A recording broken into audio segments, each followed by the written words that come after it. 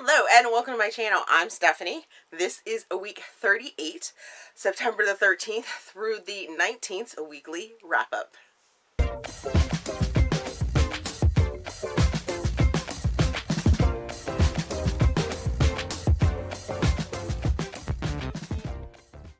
Okie dokie. Before I get into the wrap-up, we got the lifestyle portion, of course. This week has been super crazy. I started doing daily Instagram reels, so 15 seconds of like a compilation of my life for the day over on Instagram. So if you're not following me there, please make sure you do that. If you're not subscribed here, why not? Why not? I give good content, I think, at least. I give consistent content, 3 videos a week, Tuesdays, Thursdays, and every Sunday for wrap-ups for all the books that I read over the week. All that information's down in the description box, as well as my Ko-fi and my PayPal. So what happened this week that made it so crazy? So swim started, right? The swim season actually started this week, and we were slotted. We're very lucky. Let me just put that out there first of all. We are super lucky that our elite team, because we're like, for our area, we're like the second best team to be on. Like nationally, we're like nationally known. We're like the second best in our area and everything like that. And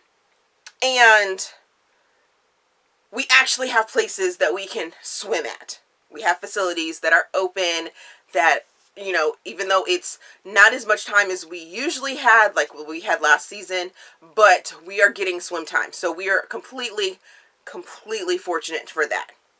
Don't get me wrong. I am very fortunate to have my son in swim and getting his extracurricular activities in, especially while we're still trying to recover and, you know, get into this new norm of, you know, life after or during, because we're still in a pandemic, people.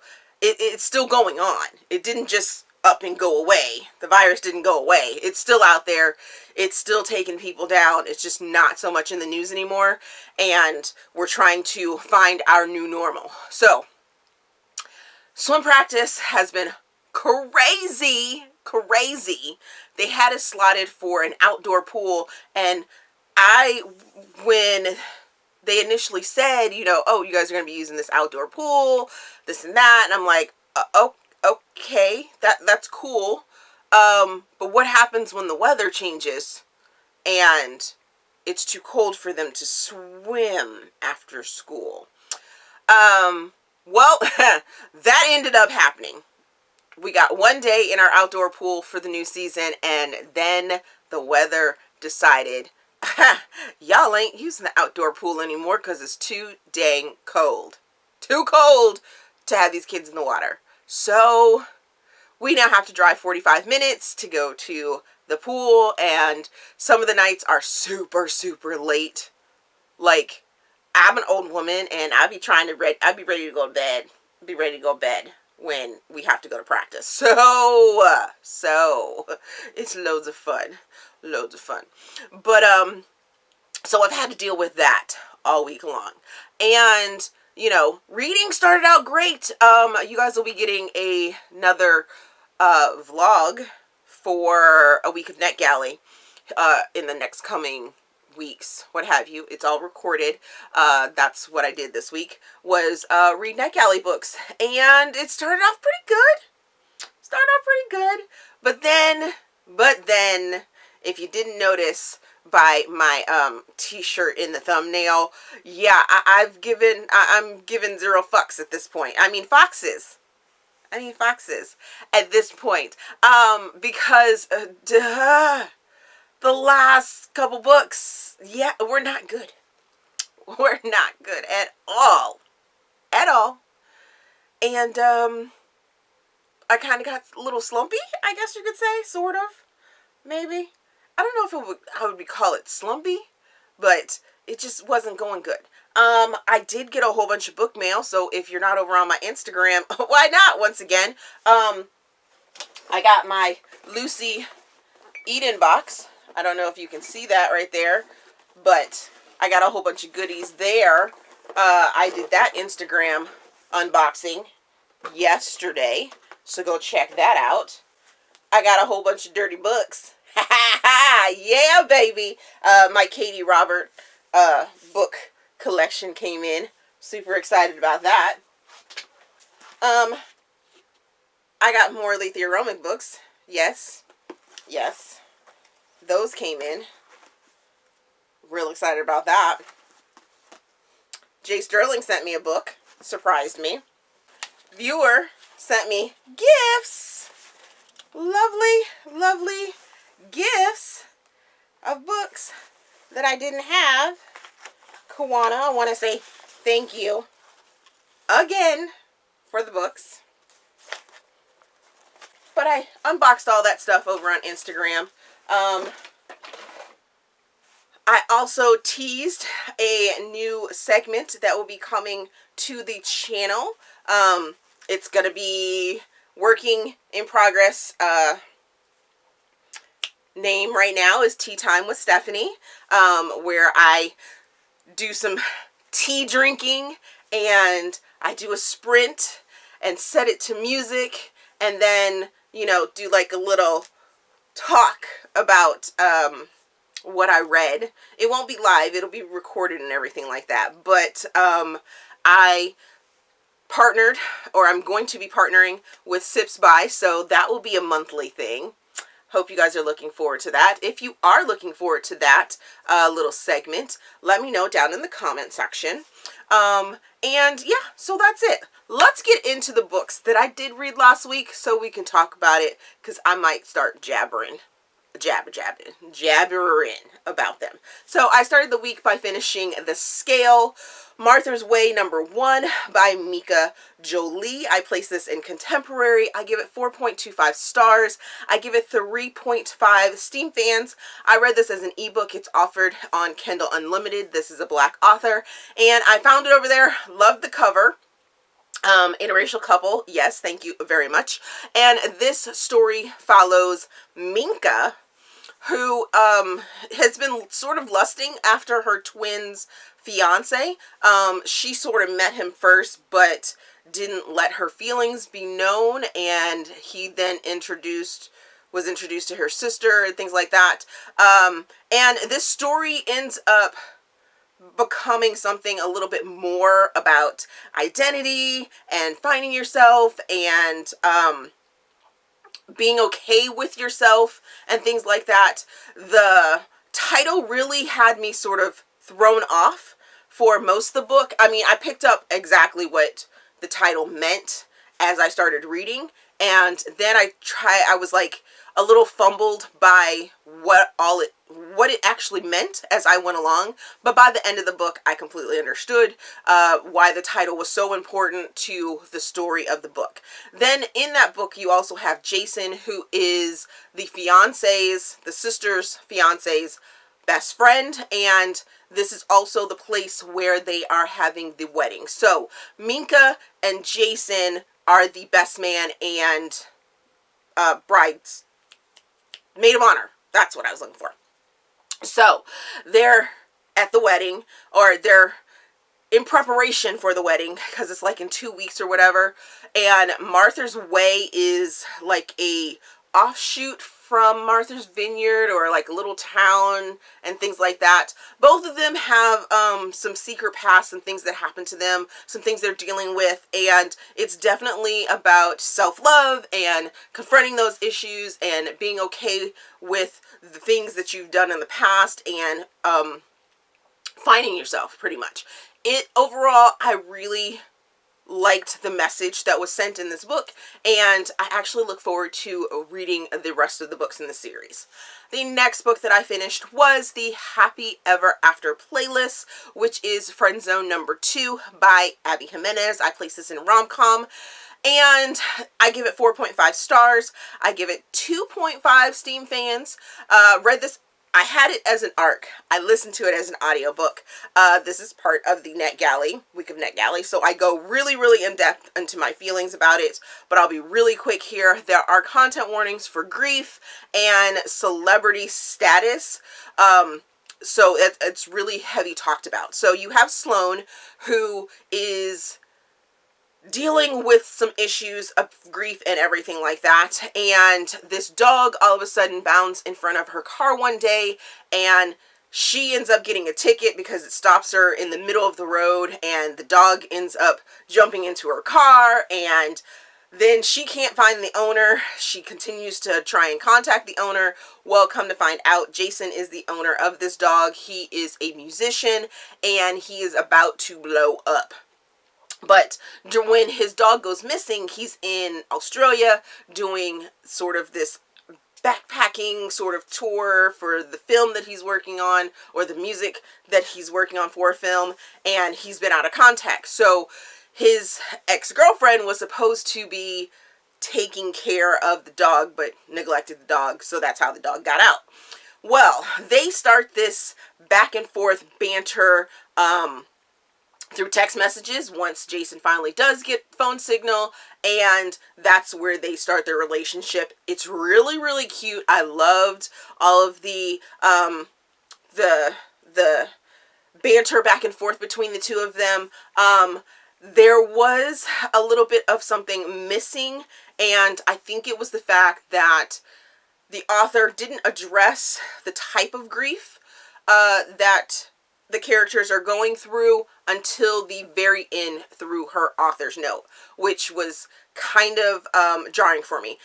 It probably is because I just read another book about the type of grief that the characters are going through, and it was very prevalent. It was very known what the grief was and how it should be should be, I don't want to, how it can be helped to deal with. There we go.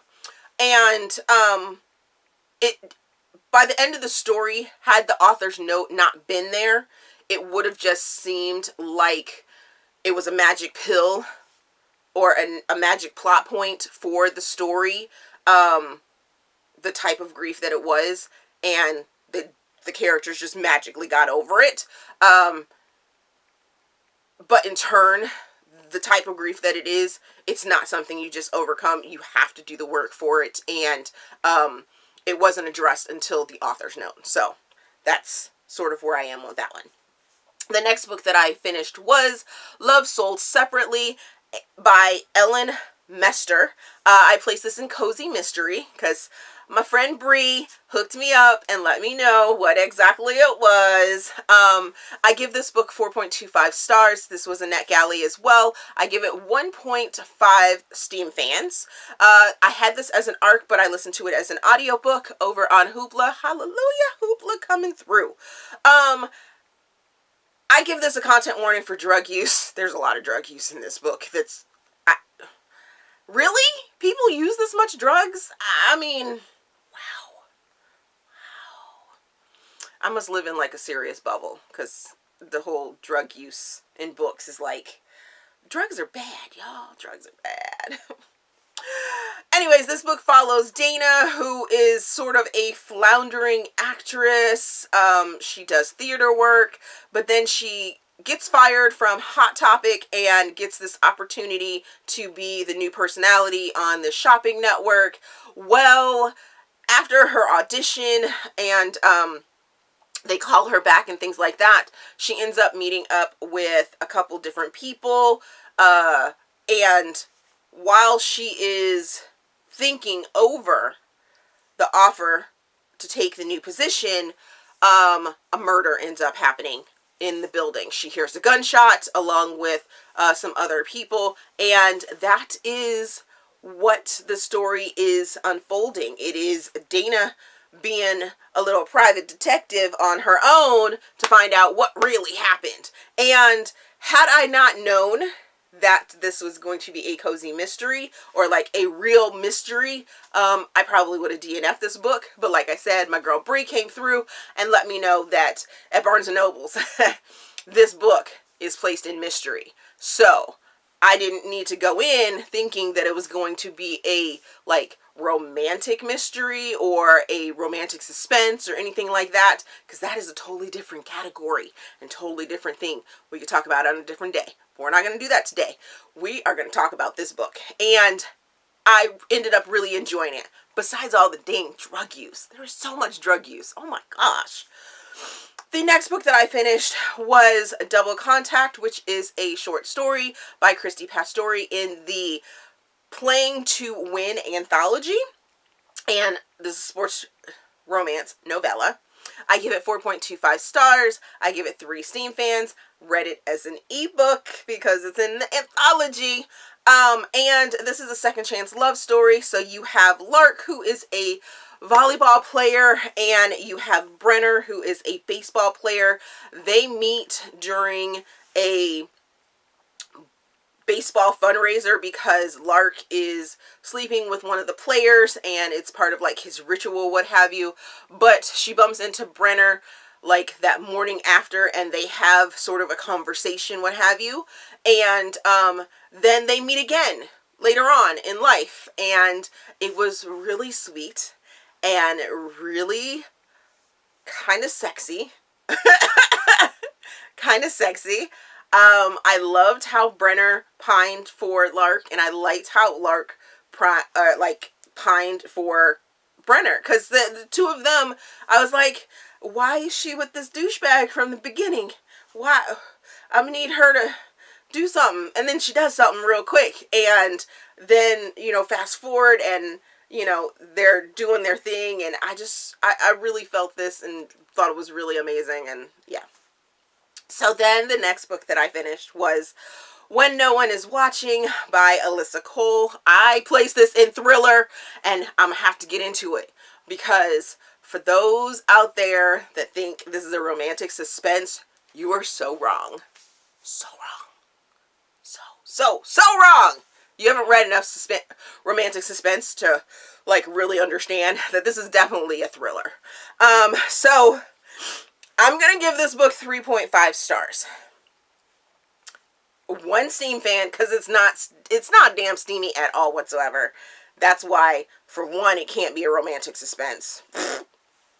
And I had it as an ARC, but I listened to it as an audiobook because it just recently released. And this was part of the NetGalley read week as well, so you'll hear a lot about it. I think I talk about it. But this is definitely a gentrification thriller, and if you don't know what gentrification is, go look it up, because I don't even have time to get into the semantics and definition of it. But Sydney is a divorcee. She moves back home with her mom to try and save their brownstone, and one day while she's on this like walking tour, it's set in Brooklyn, so there are a lot of things that happened in New York that a lot of people don't know about when it comes to Black history and things like that, and this book is chock full. So I have come to place Alyssa Cole in that same realm of Beverly Jenkins sort of romance and education, right? But this book definitely isn't romantic. It is definitely thrillerish. And yeah. So she comes home, she starts seeing things, starts hearing things, and things are happening. And there's this one scene with bugs that I just can't get out of my head.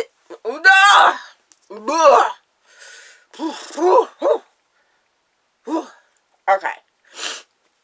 Then you have Theo, who is the white guy that moves in to another brownstone. I want to say it's like across the street from Sydney, and his girlfriend or his fiance or whatever is the typical Karen, even though her name's not Karen, of the neighborhood. And it's like There's a lot of that. There's a lot of that.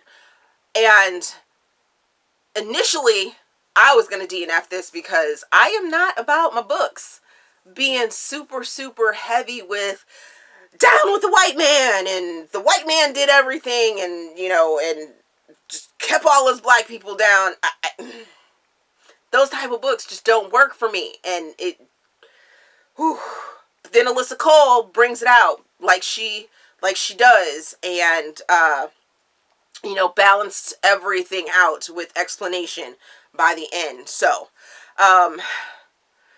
in summation, just to bring it back around so I don't go off on a real, like more of a tangent, about this book. If you liked the movie Get Out, which I did not, did not like that movie at all. If you like that movie, then you will probably like this book. And I'll leave it at that. And then my reading went downhill. I was reading You Deserve Each Other by Sarah Hogle. Hogle. I placed this in contemporary. I give it 2 stars, DNF'd it at 50%. Yes, I am giving it a star rating because, geez. 0 fans. It was not sexy at all whatsoever. These 2 damn characters were annoying as hell. Had it as an audiobook, or had it as an ARC, listen to it as an audiobook. This is part of the NetGalley as well.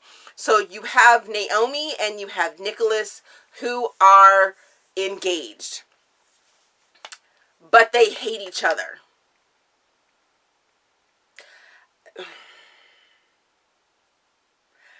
And not like a good hate. Not like a they might make it through. At 50%, they were still annoying each other. These are 30-somethings. 30-somethings. And that means I had to look back at my 30-something self. If I was engaged to somebody for 2 years, like these 2 characters were, acting like this, ooh, child. Why? They were super immature, doing things to each other and just being nasty to each other. Why waste your time on a relationship that you don't feel good about? Get out that bad boy. Get out of it. It's not like, I mean, ugh. No. DNF that bad boy. So then I was also reading Say You Do by Weston Parker.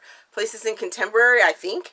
I'm giving this one 2 stars as well, but I DNF'd it at 42% because it was boring as hell.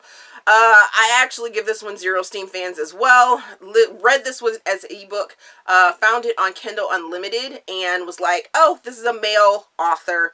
I'm going to go ahead and try and stretch my, stretch my legs and my eyes and my mind to read a romance by a male author. I guess this wasn't the right one because it was boring as hell. Boring.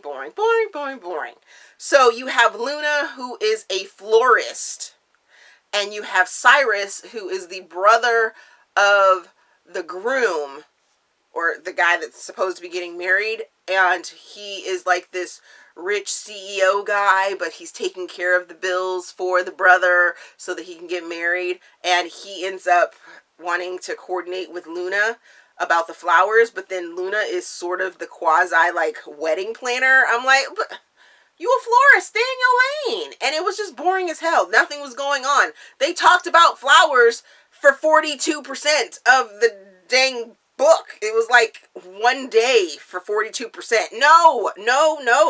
I'm gonna need you to be more progressive than that. So I had to DNF that bad boy. Then I finished the week off with reading His Mountain Hostage by Jane Henry. I give this one 3 stars. I give it 2 Steam fans. Listen to it on the podcast of Read Me Romance. Read Me Romance. And this book follows Layla. And she gets kidnapped by Ransom. And come to find out, the person that she was kidnapped from, her father, is actually her.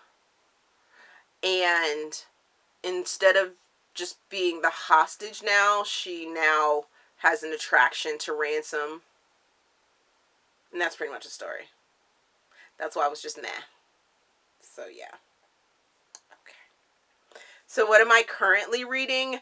I was really trying to get Rebel Bitten by Lexi C. Foss completed, but I didn't. So I'm still reading this one. But I'm loving it, and I didn't think I could love a sadist so stinking much. Oh my God. Writer is a straight up sadist, and I am loving it. Loving it, loving it, loving it. It is part of the Blood Alliance series, and this is book 4, so you are really seeing the dynamics between the Blood Alliance and where everything is supposed to be going, and Ryder has been out of the loop for quite some time, so he's trying to learn what's going on. And Willow, our main female character, you met a couple books back, and she's been mentioned since book 2, I believe it was. She was one of the humans from the university, so she has some training, but at the same time she got away from the blood farm that she was at, and her and Ryder are now together, but not together. He found her after she escaped and stuff like that. So they're learning together about this new world order, because he's kept himself secluded as a recluse, and she escaped. So we're there. I'm here for this story. Very here for this story. But I am ingesting it in a different way, and because I have the ebook. I'm reading it as the ebook, but I also found out that I have spoiled myself when it comes to audiobooks, and if I can't speed up an audiobook, it sounds like people are talking with molasses, like just so slow, so slow. But that's okay, because we're making it through this book. And I'm really enjoying it. Don't get me wrong, I am enjoying this book. Yes. I will also be reading this week Then I Met You by Fabiola Francisco. This comes out in the next couple weeks. I'm super excited about it because this is our single dad story from the Love in Everton series, and I can't wait to read it. Can't wait. Can't wait.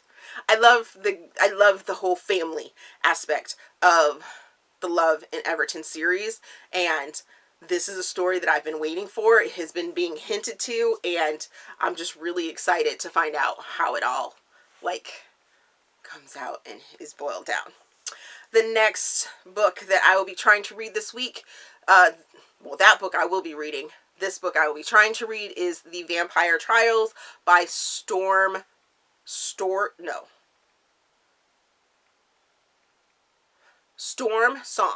Ooh, had to figure that one out. So I found this author over on TikTok. She does paranormal romance. She's a Black author, and I'm like, I'm in a vampire-y, paranormal sort of mood, so I'm looking forward to reading this one, and it's on KU, so yes, I'll make this happen.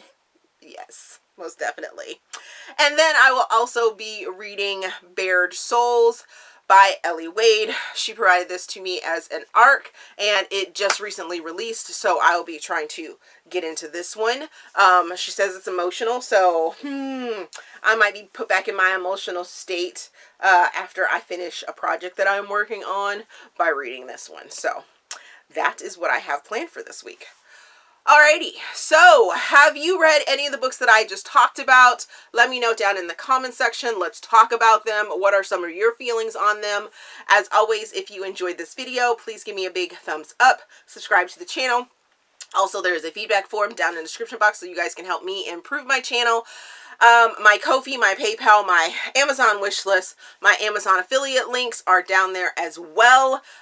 Just a little clue that if you want to use one of the affiliate links that's not associated with something that's already in there, just use the link and then search for what the item that you want, and sometimes it'll come back as a kickback. So that's just a little clue or how to manage that without actually having that specific affiliate link. Also, if you want to reach out to me and let me know, hey, I would like to purchase something, but you don't have the affiliate link for it, I will do a storefront sort of section. So if you send me things that you want me to put in the storefront so that I can get a little kickback from it without costing you anything, I will make a storefront for, you know, request or whatever, and I will put those affiliate links in there, and then that way you guys can go to that list and be like, hey, there's what I requested, and use the affiliate link for it there. Other than that, like I said, thank you guys for watching. You guys are so amazing. You guys are such amazing followers and subscribers and watchers and viewers, and I don't know exactly how to name you guys, but you guys are amazing because you guys conversate with me and allow me to keep doing what I do. So, thank you for watching, and we will see you guys in the next video.